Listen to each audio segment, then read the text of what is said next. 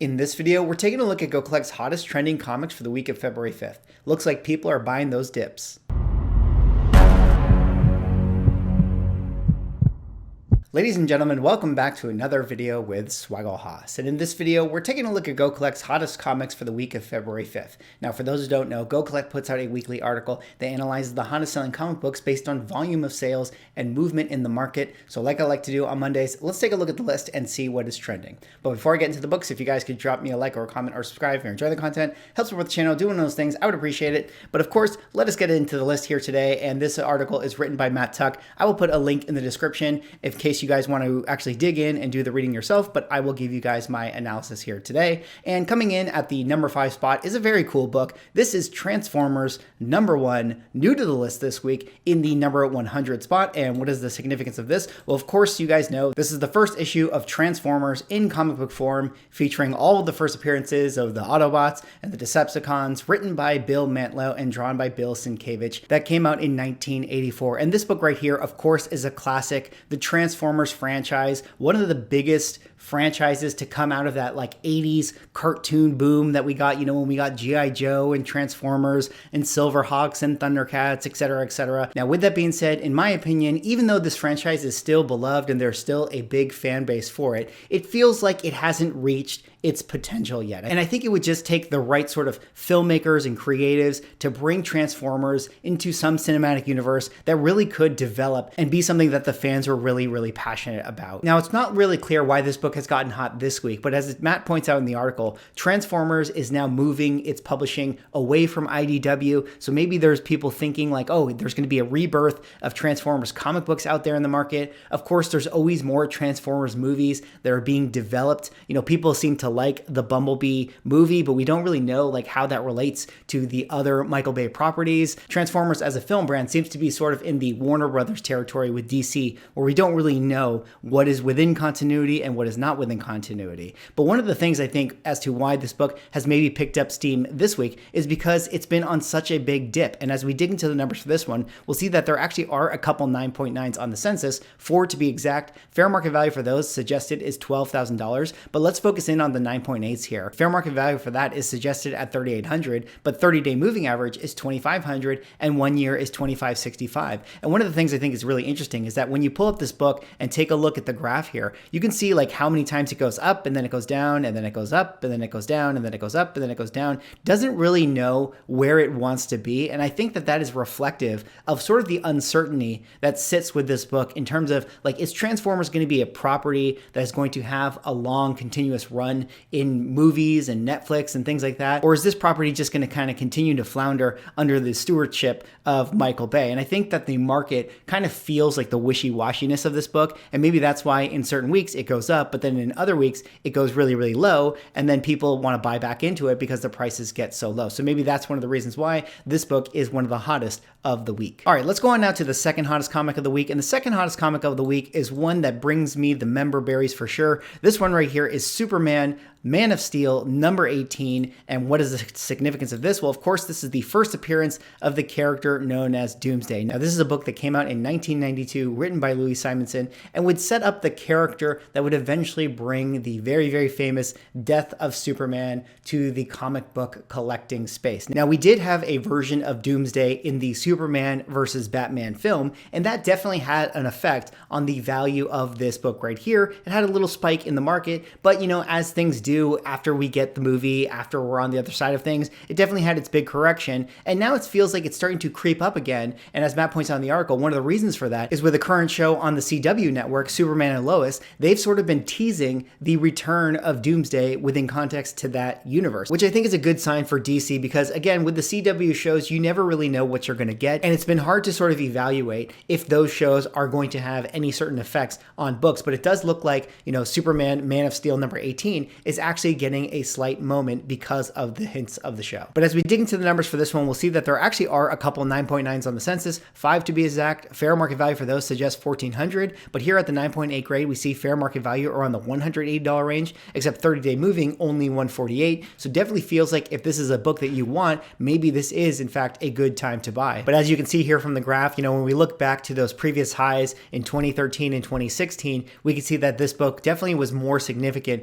in terms of like how the market was demanding it because of the Batman versus Superman film. And then like all books did, in 2021, this book saw a new peak record price and then had its correction. And now it feels like maybe people are wanting to jump back onto this book. And who really knows what's going to happen with the Superman and Lois show. Maybe there will be a really bright future for this book, and it feels like the market is starting to think the same. All right, let's go on now to the third hottest comic of the week. And the third hottest comic of the week is one that I'm sure you guys have seen many, many times over these last couple months. This one is Venom Lethal Protector #4, up 30 spots, sitting in the 59th spot. And what is the significance of this? Well, of course, you guys know this is the first appearance of the characters known as Phage and Riot, but most importantly, Scream. And as we all know, we got Scream in Venom #2. And with everything going on in the Sonyverse, it definitely feels like we're going to get a Venom #3, and it would make sense if they felt like bringing Scream back into that movie in some kind of way. And especially if they're going to bring Tom Holland into the fold and do some kind of massive, symbiote storyline. Maybe they're building up to some, epic movie event film that's going to feature Null, where Venom and all of the Spider-Men have to go against all these characters like Carnage and Scream and Null and things like that. It feels like this book is going to be one of those ones that is going to always yo-yo in the market, where people are going to get excited about it, then people are going to forget about it, and then people are going to get excited about it again and then forget about it again. And we can certainly tell that that's the case because as we dig into the numbers for this one and we see there is one 9.9 on the census. Fair market value suggests 950, but if we look at the 9.8s here, we'll see that the fair market value for this book is 180, but 30-day moving average is 132. So it definitely feels like this book has been on a big dip since we got Venom #2. And now that the prices have corrected, it definitely feels like people want to jump back on this thing. So here you can see in the height of the summer, we saw this book being sold for, $217 around the time in which we got Venom #2 and Scream in the film. And then now it's gone all the way down to 122. So it feels like maybe that is too low of a price for people to let this book just slide by. And that's why people are starting to jump back onto this thing. But regardless, Venom Lethal Protector #4, a great book if you ask me. All right, let's go on now to the second hottest comic of the week. And the second hottest comic of the week is a very, very cool one. And I think that it's really interesting that this one is starting to pick up steam.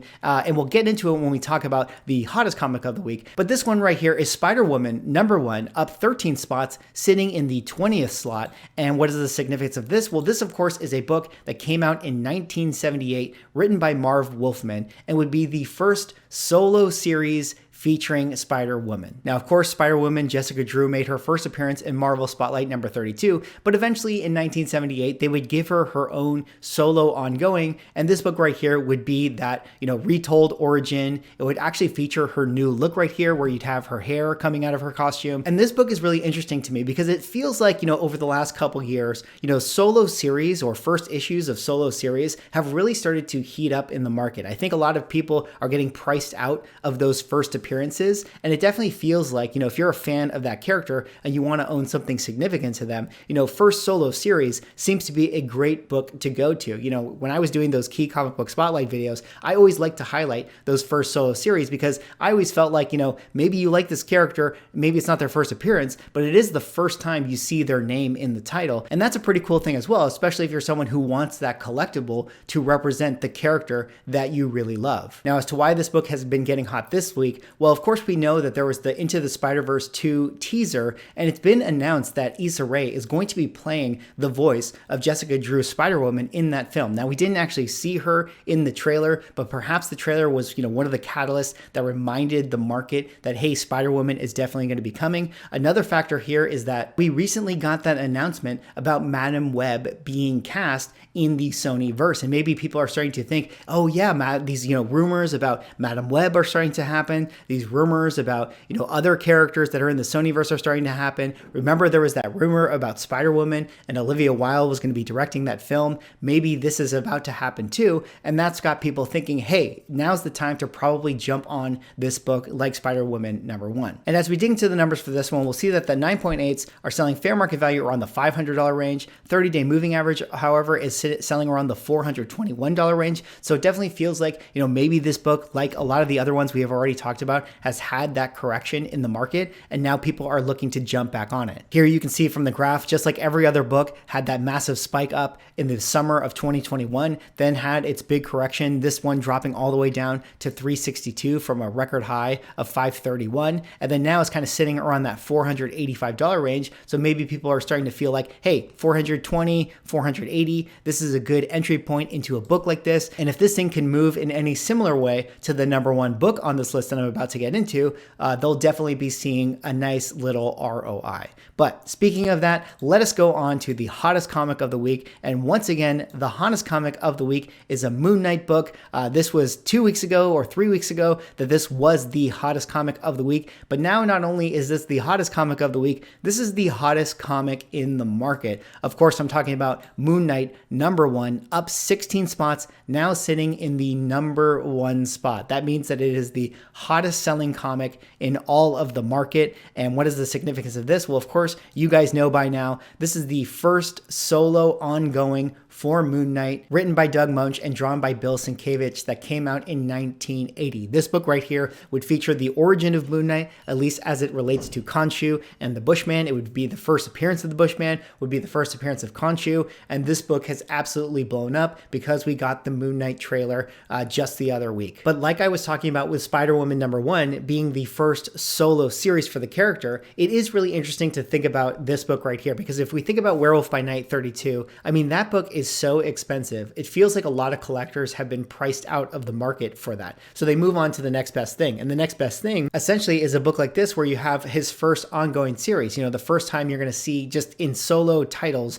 Moon Knight. Now, of course, there is the Marvel Spotlight, 28, I believe that is the first solo story for Moon Knight. And that also is a great book to get your hands on. But this one right here, because it has the significance of it being his titled series, and it also has these other factors like, Khonshu's first appearance and things like that, I really think that this is the one that has seen more attention in the market for that reason. But it'll be really interesting to see where this book goes, later on after we get the show. It's very possible that this book could have a massive correction after we get the show, but it'll be interesting to see, because if Moon Knight knocks it out of the park and Oscar Isaac's portrayal of the character is done really, really well, I do think that this will be a book that people just like to have in their collection. They'll like to hold it, looks good in a slab, looks good on a wall, etc. So I think that this one might be able to hold its values if the show is good. But as we dig into the numbers for this one, we'll see that the 9.8s are selling fair market value around the $950 range. A 30-day moving, however, is $999.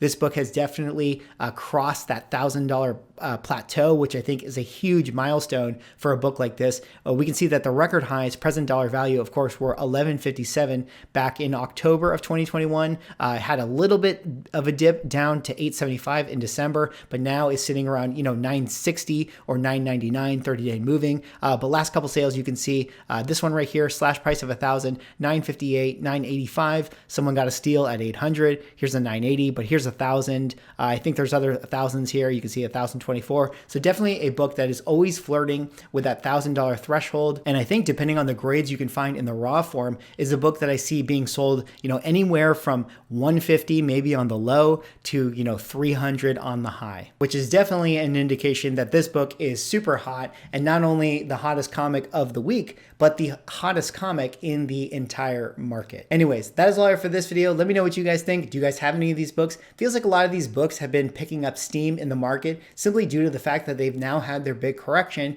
and whatever floor they were hitting seems to be something that they're bouncing back up off of. So let me know what you guys think. Are you guys hunting any of these things? Drop me a like, comment, subscribe if you're enjoying the content, and I will see you in the next video.